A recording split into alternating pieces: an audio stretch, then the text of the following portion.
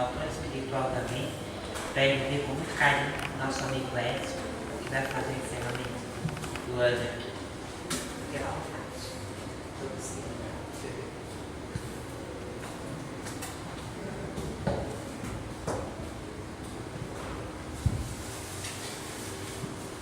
Muito boa noite a todos. Que Jesus nos abençoe e nos permita refletirmos nesse mês, com mais profundidade em relação às possibilidades que Ele nos deixou. Costumamos pensar que Jesus nos promoveu porque Jesus veio há um tempo para nós e que nós não estávamos numa certa infância em relação às questões do espírito, as questões da alma e mesmo as questões relacionadas à nossa própria vida. Se nós avaliarmos com muita clareza, com bastante atenção, todo o processo do Antigo Testamento, onde muitos dos profetas e até mesmo Moisés esteve conosco, nós vamos perceber isso. Porque quando nós olharmos os 10 mandamentos, nós vamos perceber que todos eles começam com não. Não faça isso. Não faça aquilo. E como é que nós tratamos as nossas crianças? Não faça isso.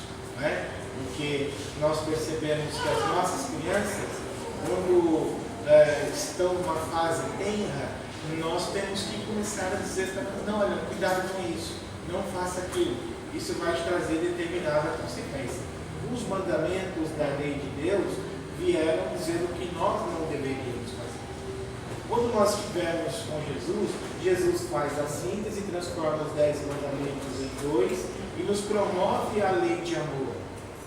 Nos promove a uma reflexão mais profunda para que nós pudéssemos aí adentrar dentro de um processo evolutivo até atingirmos aí as culminâncias do século XX. Os imortais nos dizem que também a humanidade progride. A humanidade, tal qual o nosso desenvolvimento, sai da fase infantil, passa pela fase adolescente, depois passa pela fase adulta, depois vai adentrando ao processo de senectude. Então, tudo amadurece, tudo evolui. No próprio Eclesiastes, nós vamos perceber que está escrito que há tempo para tudo debaixo do céu. Há tempo de chover, há tempo de calor, há tempo de frio, uma hora é dia, outra hora é noite. Então, tudo dentro de um processo em que há um tempo para que as coisas ocorram. E Jesus vem nos mostrar isso, trazer para nós uma ideia superior para que nós pudéssemos evoluir e entender melhor as realidades imortais. Poxa, como pode ser isso? Pois bem, vamos pensar um pouco em relação a isso. Quando nós pensamos em Jesus, Jesus vai dizer algo importante para nós. Guardai tesouros no... Guardai tesouros no... pensei que ele ouviu. Guardai tesouros no... Ainda não ouviu. Os Espíritos já responderam, vocês ainda não responderam. Guardai tesouros no... Agora melhorou. Vou voltar lá no começo. Boa noite. Boa noite. Sim, cuidado. Então, o que Jesus vem trazer para nós? O que é guardar tesouro no céu? O que é guardar tesouro no céu? Nós guardamos muitas coisas, Eu me lembro quando eu era criança, eu fazia coleção de jogo de botão. Então eu tinha aquele jogo de botão, tinha um monte lá guardadinho em casa. Jogo de botão, o goleiro era a caixa de fósforo. Então eu tinha caixa de fósforo que não acabava nunca. Tinha um amigo que colecionava maços de cigarro. Depois que a gente fica adulto, a gente quer colecionar coisas mais importantes. Quer guardar dinheiro, quer fazer cofrinho, quer comprar coisas. Mas Jesus vai dizer guardar tesouros no céu. E a gente fica então impressionado. Mas Senhor, o que é guardar tesouros? Porque nós imaginamos que Jesus não nos diria nada que fosse equivocado, que fosse contrário ao bem-estar nosso, contrário à própria regra. Até porque tudo que Jesus fazia não tinha interesse nenhum. Jesus não tinha os mesmos interesses que nós. Jesus não tinha as mesmas preocupações que nós temos. Então, tudo que Jesus fazia era desinteressado. A ideia, o conceito que Jesus nos trouxe era de fazer com que nós adentrássemos aos conhecimentos superiores para que nós pudéssemos perceber o reino de Deus que está dentro de nós. Então, Jesus trabalhou muito para que nós pudéssemos compreender isso. E Jesus faz uma alusão a processos que para nós, na época, confundimos muito. Porque nós temos até hoje, vou colocar entre aspas, muitos interesses pessoais. Nós temos interesses, muitas vezes, em termos bem-estar, em conseguirmos dinheiro para comprar uma casinha na praia, uma casinha no campo, para melhorar as coisas, as condições da nossa casa. Se a gente tem um carro, a gente quer um outro carrinho. A gente ainda fala assim, Senhor, dá uma verdinha para nós comprar mais um carrinho aí, nós estamos precisando, a gente já tem um. Então a gente começa a ter esses conceitos de que juntar coisas é importante. É assim, isso é importante, o bem-estar, porque sem os recursos materiais, como que a gente podia conservar a nossa saúde, conservar, fazer com que nós tivéssemos acesso aos conhecimentos, enfim, uma série de coisas que são importantes aí. Mas tudo isso fica limitado ao ponto em que Jesus nos diz, naquela época, que nós tínhamos que guardar também tesouros nos céus. E aí começou a ter uma série de processos, porque Jesus passou a ser perseguido, porque Jesus começou a inverter as polaridades, né? Inverter o processo que nós vínhamos imaginando. Tanto que a gente pode ver que o judeu, ele acumula muitas coisas, né? As riquezas materiais para eles são importantes. Não só os judeus, muitos hoje cristãos, nós mesmos espíritas, às vezes passamos mais tempo queimando cabeça para juntar coisas, para termos maiores recursos, do que fazendo um trabalho que Jesus nos disse guardar tesouros nos céus. O céu que Jesus se refere, para nós, é o plano espiritual. Porque o céu beatífico, aquele céu que nós vamos ficar tocando arpinha, comendo ovitária, com anjinho lá, esse céu não existe. E se existisse, nós íamos dar cabo dele rapidinho. Por quê? Você imagina uma mulher que acorda às 5 horas da manhã, cuida de 3, 4 catarrentinhas, aqueles bonzinhos, vai para lá e para cá, leva para a escola, troca, veste, faz todo o processo de, eu ia falar TT, né? Não faz mamadeira, para não ficar muito jocoso, faz mamadeira, come, depois vai para o trabalho, volta, faz comida, cuida do marido e às vezes até estuda. Aí ela vai para o céu, chega lá, dá aquele negócio na orelha dela, ela fala, meu Deus, me manda para o inferno, porque aqui não dá.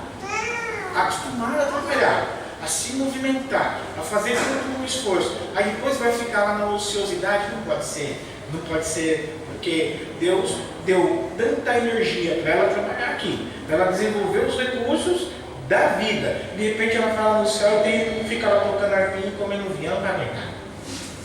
De jeito nenhum. Então, esse céu beatífico não existe. Esse céu que nós imaginamos que seja um céu paradisíaco, nós vamos ficar lá sem fazer nada, não existe. Por que não existe essa? Jesus disse, o meu Pai trabalha, eu também trabalho. Então, o que nós imaginamos em relação ao trabalho é que nós teremos mais trabalho no plano espiritual. Quando nós retornarmos para o mundo dos espíritos, nós continuaremos trabalhando, graças a Deus. Né? Porque seria muito estranho para nós que às vezes lutamos na labuta cotidiana, chegar lá e ficar sem fazer nada. Seria uma questão muito complexa para o nosso entendimento. E para o nosso pensamento também. Muitas coisas nós pensamos no nosso cotidiano.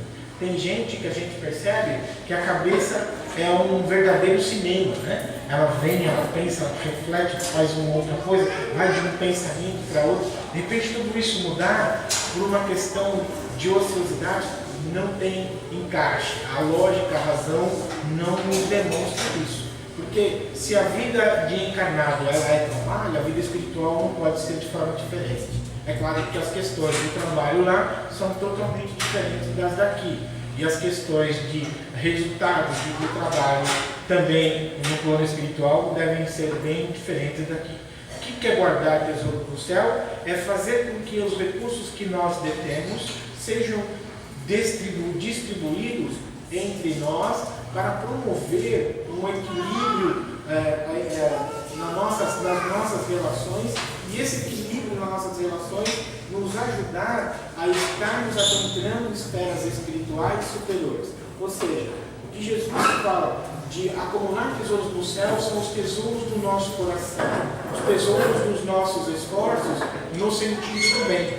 Porque a encarnação que nós somos chamados a desenvolver tem como finalidade o nosso progresso. Ou seja, todos nós que estamos encarnados nesse mundo temos uma tarefa. Nós não estamos aqui tão somente para vir estudar algum tempo, trabalhar, depois ter os filhos, depois de ter os filhos, que é muito importante, a família é um contexto dentro desse processo evolutivo importantíssimo, mas nossas tarefas estão ainda além disso. Porque Deus nos deu ainda, se nós pararmos para observar, percepções, sensações, processos de desenvolvimento da nossa inteligência que vão além disso. Então, tudo que nós utilizarmos para desenvolver o bem, para nós é essa conquista, organizar esses tesouros no céu, esses tesouros que nós falamos que vão abrir as portas para dimensões superiores, onde todos nós possamos adentrar. Então, tudo que eu faço em relação ao meu próximo, na ajuda do meu semelhante, no meu lar, para a melhoria do meu lar, vai me promover para esses locais, para condições espirituais superiores. No Livro dos Espíritos, na questão, desde a questão 90 até a 113, mais ou menos, ou 94 até a 113, ele vai falar da escala evolutiva. Ele vai falar que nós chegamos a este mundo num certo grau, e quando nós voltamos para o mundo espiritual, que é a nossa vida verdadeira, se nós tivermos aproveitado bem a encarnação que nos foi concedida, nós vamos voltar em outro grau, ou seja, nós vamos mudando dentro da escala evolutiva, nós vamos subindo os degraus, conforme está colocado na escada de Jacó. Na verdade, nós estamos em ascensão, nós estamos subindo.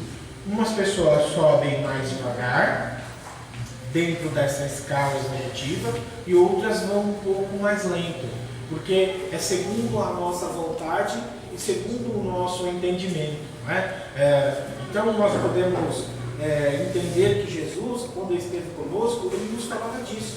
Quando ele falou de guardar tesouros dos céus, ele está falando de plano espiritual.